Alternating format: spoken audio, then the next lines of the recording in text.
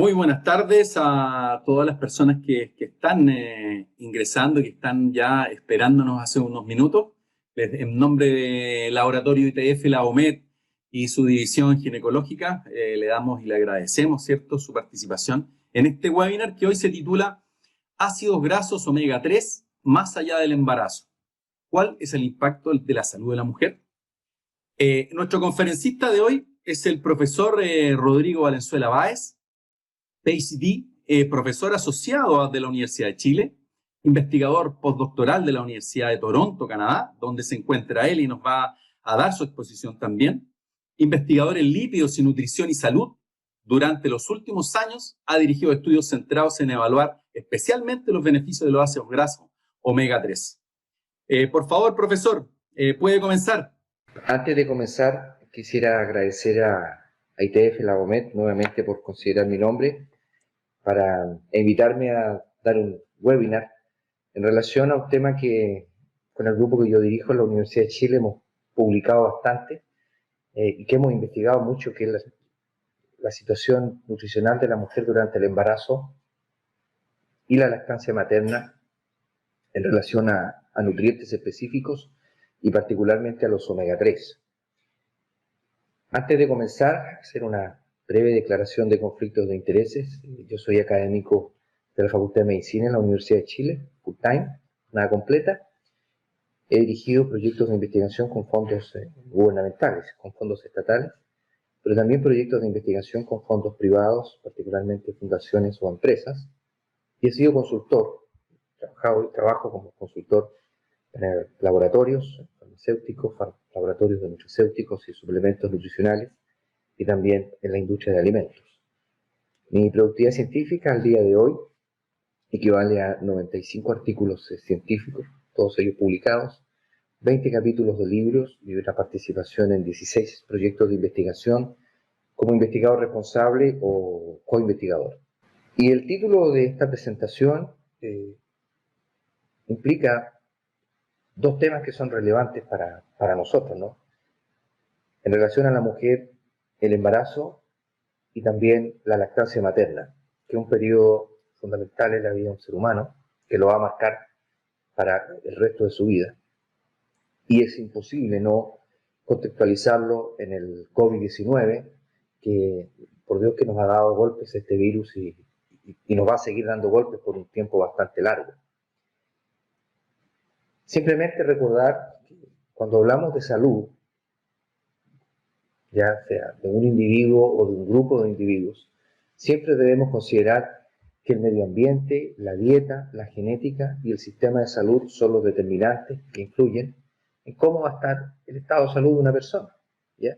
Y que si modificamos cuantitativa o cualitativamente cualquiera de estos elementos o factores, vamos a afectar directamente el estado de salud de una persona.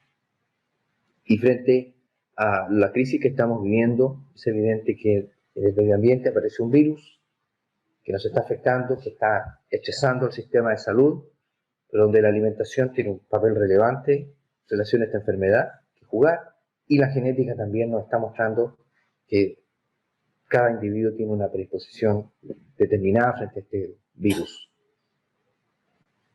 Les muestro esta laminita porque la debo haber presentado hace ya unos 8 meses, o más quizás, en que se estableció inicialmente cómo la respuesta inflamatoria exacerbada que se genera cuando se contrae el COVID-19 y se desarrolla la enfermedad va a afectar la fisiología del pulmón, pero estaba en ese momento en duda qué era lo que ocurría y qué iba a ocurrir a largo plazo con el cerebro y el corazón y qué relación tenía esto con la obesidad. Profesor, disculpe que lo interrumpa, pero me escriben por interno, me dicen que se escucha muy bajo. Si puede subir un poco su tono de voz, más que el volumen. Creo que el volumen está al máximo, ¿no? Ok, ¿y ahí me escuchan mejor? Está perfecto ahí, doctor. Ok, bueno, entonces como yo les decía, estos eran temas de incógnita. ¿Qué iba a ocurrir en la obesidad, en el cerebro y en el corazón? Al día de hoy tenemos ya hay evidencia que es muy clara, se han presentado y se han publicado un número importantísimo de trabajos en muy buenas revistas que establecen el impacto que genera la enfermedad y esta inflamación exacerbada en el cerebro. Hay algunos autores que hablan de un envejecimiento cerebral proporcional a 10 años en una persona que ha desarrollado la enfermedad de forma grave y que sobrevivió, y también el daño a nivel cardíaco. Pero un elemento central en el problema del COVID-19 que en Chile tiene un rol relevante es la obesidad, porque la obesidad, en síntesis, es la acumulación anormal de grasa en el organismo, ¿ya? Y nosotros la vamos a ver reflejada como exceso de peso. Y ese exceso de peso es consecuencia del exceso de la ingesta de calorías, de energía, particularmente de hidratos de carbono y de lípidos. Pero una persona que tiene sobrepeso u obesidad no necesariamente está bien nutrida. Lo que tiene es un exceso de energía en su cuerpo porque come mucho, come muchas calorías, pero lo más probable es que tenga déficit de determinados nutrientes. Tiene una dieta muy poco variada y estas deficiencias nutricionales están repercutiendo en la respuesta inmunológica de cada individuo. ¿Y por qué les comento esto? Porque se publicó el año pasado y ahora tiene mucha más fuerza cómo el COVID-19 tendría una relación directa con la obesidad. Primero, mostrarles ahí cómo la obesidad ha ido aumentando en el mundo y lamentablemente Chile destaca dentro de los países con más alta prevalencia de obesidad en el mundo. Si nosotros sumamos en adultos población con sobrepeso, obesidad y obesidad mórbida, índice de masa corporal sobre 40, nos acercamos al 70% de la población. Y esta cifra lamentablemente va a seguir incrementándose. No olvidemos que estamos obligados al confinamiento, por lo tanto nos movemos menos, y eso favorece la acumulación de grasa en el cuerpo, ¿ya? El aumento de peso. Donde los mecanismos ya se han estudiado, se tiene cierta claridad en que la disfunción metabólica, ¿ya?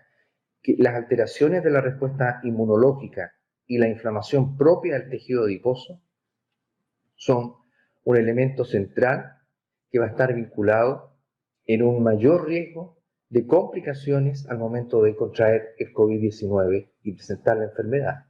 Este es un tema muy importante porque escuchaba hace poco un médico jefe de una importante clínica de Santiago que manifestaba en él su preocupación, que la mayoría de los pacientes jóvenes que estaban recibiendo con complicaciones por el COVID eran personas jóvenes, menores de 40 años, con problemas de sobrepeso u obesidad. Es decir, claramente, esta alteración inflamatoria, esta alteración metabólica, genera un daño físico, por ejemplo, disfunción pulmonar. Hay comorbilidades asociadas como hipertensión, diabetes tipo 2, hipertrigliceridemia, enfermedad renal o hepática. Y obviamente que esto afecta la evolución de los pacientes, se expresa a nivel clínico y aparece la gran duda que qué va a ocurrir con estos pacientes cuando reciban las vacunas, ¿ya? ¿Cómo va a ser su respuesta inmunológica? Pero volviendo al tema de los nutrientes y dejando este contexto del COVID, que es un tema muy importante, y la obesidad en Chile, si vamos a los lípidos, ¿por qué nosotros debemos consumirlos? Porque nuestras membranas celulares están constituidas de ácidos grasos que van a formar fosfolípidos, y ahí tenemos las membranas celulares. Son una importante fuente de energía. Algunos ácidos grasos tienen el carácter de esenciales y también algunos ácidos grasos son capaces de regular vías de señalización dentro de una célula y la expresión génica. Esta laminita que me encanta presentar nos refleja cómo el ser humano fue evolucionando en la medida en que su cerebro fue creciendo.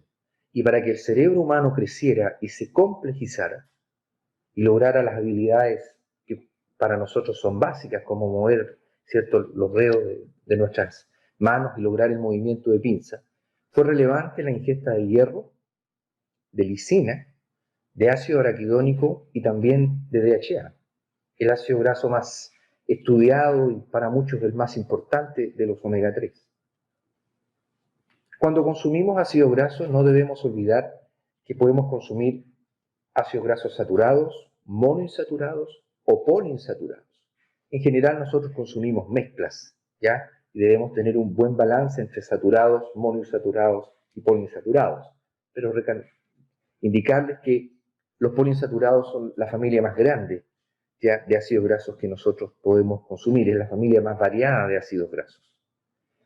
Y dentro de los poliinsaturados están los omega 3. Los omega 3 son una familia de ácidos grasos que van desde el ácido alfa-linolénico, el que vamos a encontrar en las nueces, en la chía, en la linaza, en la canola, hasta el EPA y el DHA, que más bien los vamos a encontrar en alimentos de origen marino, atún, jurel, salmón. Hoy día se pueden obtener a partir de microalgas y de fuentes 100% vegetales, pero dentro de esta familia los más importantes son el EPA y el DHA.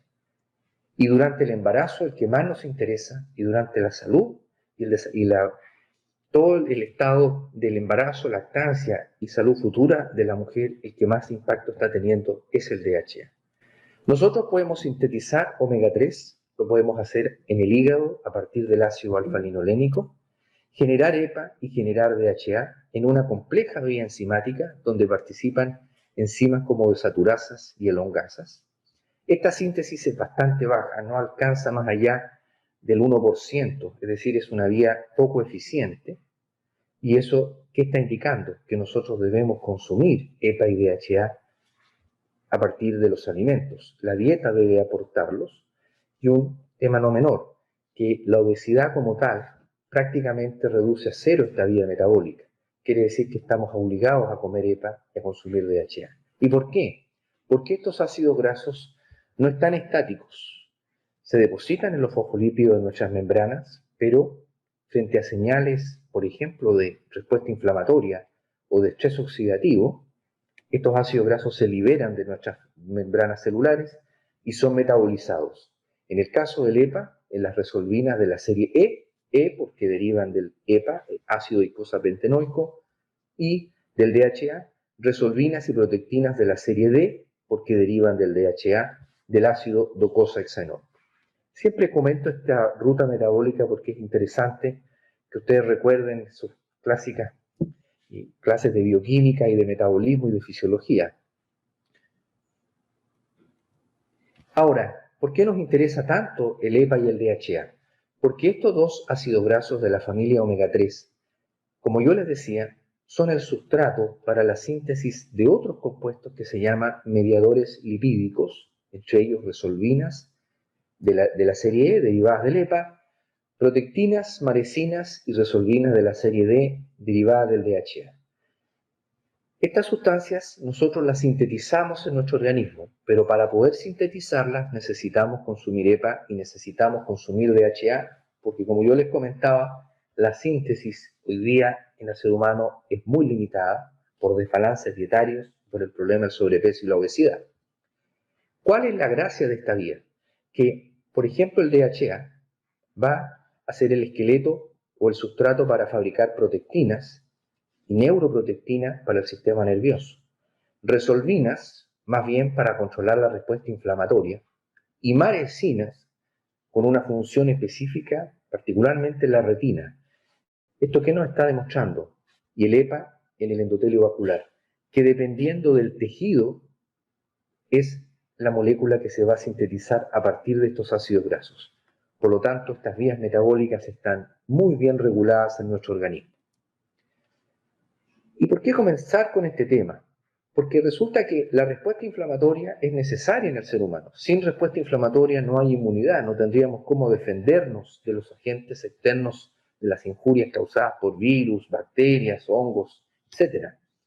Pero esa inflamación, que va a ir aumentando en términos de respuesta en función del tiempo y del estímulo que causa esa inflamación, es mediada por el ácido araquidónico. Pero esta inflamación no puede ser permanente porque de una inflamación aguda se transforma en una inflamación crónica que comienza a destruir los tejidos. Y esa inflamación aguda y crónica es estimulada por el ácido araquidónico, un ácido graso de la familia de los omega 6. Y para resolver esa inflamación, nosotros necesitamos consumir EPA y DHA. En la medida en que somos capaces de tener, y nosotros tenemos EPA y DHA en nuestro organismo, vamos a tener la capacidad de resolver esta inflamación. Por eso que a los derivados de EPA y DHA se les bautizó como resolvinas, porque resuelven la inflamación. Ustedes se preguntarán, bueno, pero estas cosas probablemente las miden en células, en animalitos. Sí, se mide en modelos celulares, se mide en modelos animales, pero ¿cuál es la gracia? Que el DHA, como yo les comentaba, frente a determinadas señales y en determinados tejidos y en determinadas etapas de la vida, va a ser metabolizado en compuestos específicos, como por ejemplo marecinas, protectinas o resolvinas. ¿Y dónde se han encontrado estos derivados? Curiosamente, en la leche materna. La madre logra modular la respuesta inmunológica de su hijo a través de la lactancia materna. Eso se sabe hace bastantes años.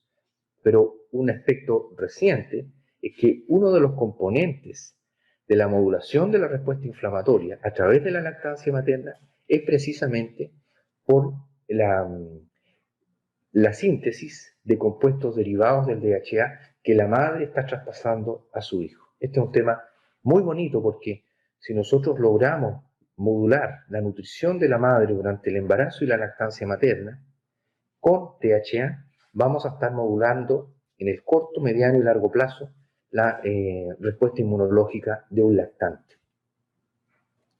Sobre los omega 3 y los omega 6 se han estudiado muchas cosas, prácticamente un siglo de investigaciones que demuestran la relevancia de estos ácidos grasos y particularmente de los omega 3, desde por qué hay que agregarle aceite a la comida de los bebés, por qué necesitamos tener un peso adecuado en relación a los omega 3, la función de los omega 3 en el crecimiento y desarrollo del cerebro, y también la función de estos ácidos grasos en la salud cardiovascular, en la conservación de las capacidades cognitivas y en la prevención de enfermedades crónicas no transmisibles, así como en el rendimiento escolar a largo plazo en niños. Sobre omega 3 y particularmente DHA y salud se han hecho muchísimos estudios. Ensayos clínicos, ustedes ponen en PubMed, está lleno.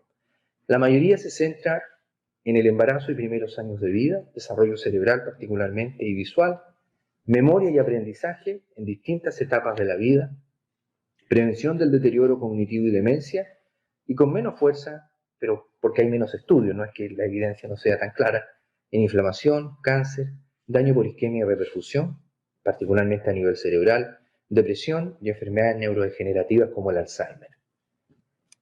A nivel neurofisiológico, ¿por qué nos interesa este ácido graso?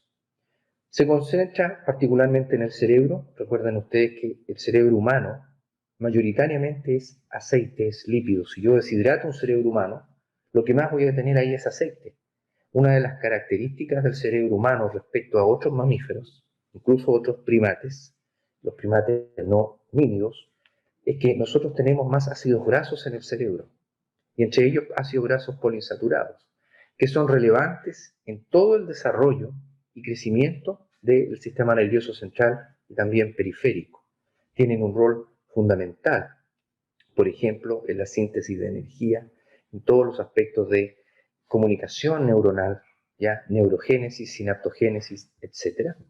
Y impactan a largo plazo en unas mayores capacidades de aprendizaje y adaptación. ¿Cómo se aporta el DHA?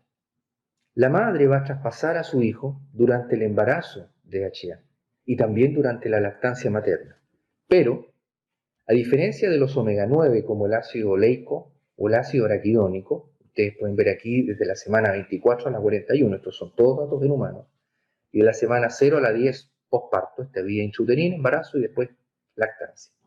Ustedes ven que el ácido oleico y el araquidónico más bien se aportan a través, mayoritariamente, con más fuerza durante la lactancia materna. Mientras que el DHA se aporta mucho más durante el embarazo y después durante la lactancia materna. Por lo tanto, es clave el aporte de nutrientes de la madre durante el embarazo y de ahí que tenga de ácido graso en su organismo.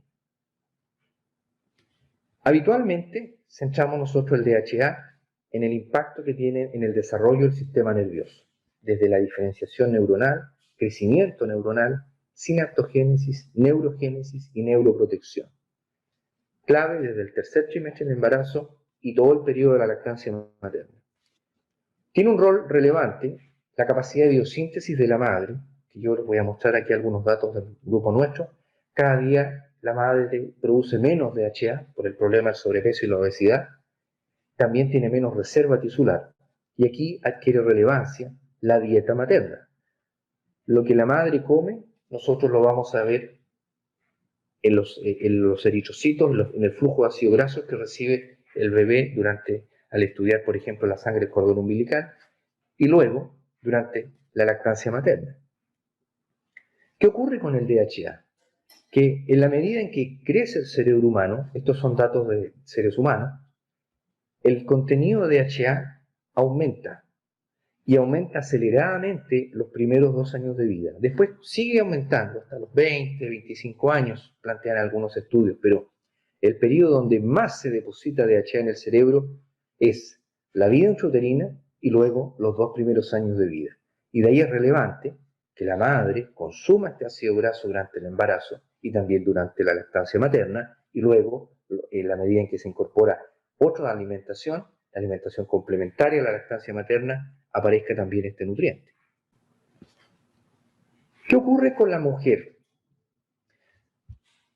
Quienes trabajamos en embarazo y lactancia materna y hemos trabajado en este tema, siempre vamos a escuchar que se dice, y se repite siempre, la lactancia materna exclusiva es fundamental, la lactancia materna exclusiva es fundamental, lo cual es cierto, eso está ampliamente demostrado. Pero pocas veces se plantea que esto debe ir de la mano con una alimentación de calidad, es decir, una alimentación saludable en la mujer. ¿Por qué? Porque la mujer en el embarazo y después durante la lactancia materna agota las reservas de algunos nutrientes. Y un ejemplo clásico de esto es el DHA. Ustedes van a ver acá datos de mujeres primer embarazo en azul y las mismas mujeres en el tercer embarazo en rojo. Se evalúan los niveles de DHA en el plasma materno y en el tejido neonatal a las 22 semanas, las primeras semanas postparto, en el tejido neonatal en vena umbilical y arteria umbilical. ¿Y qué es lo que ocurre?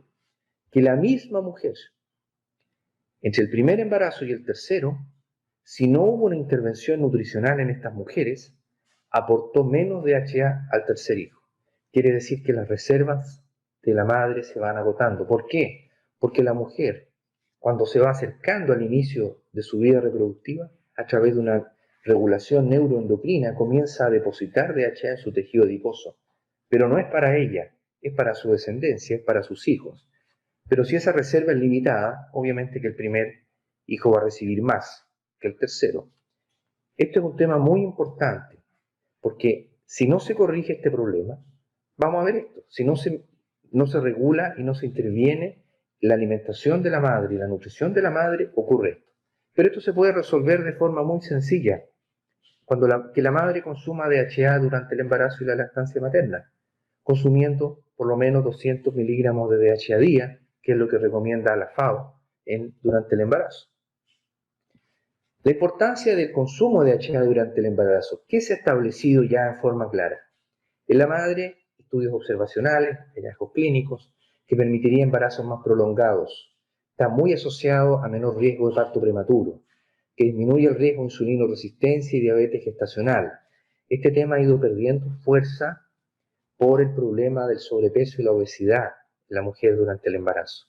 Disminuye el riesgo de presión postparto, eso también se ha estudiado.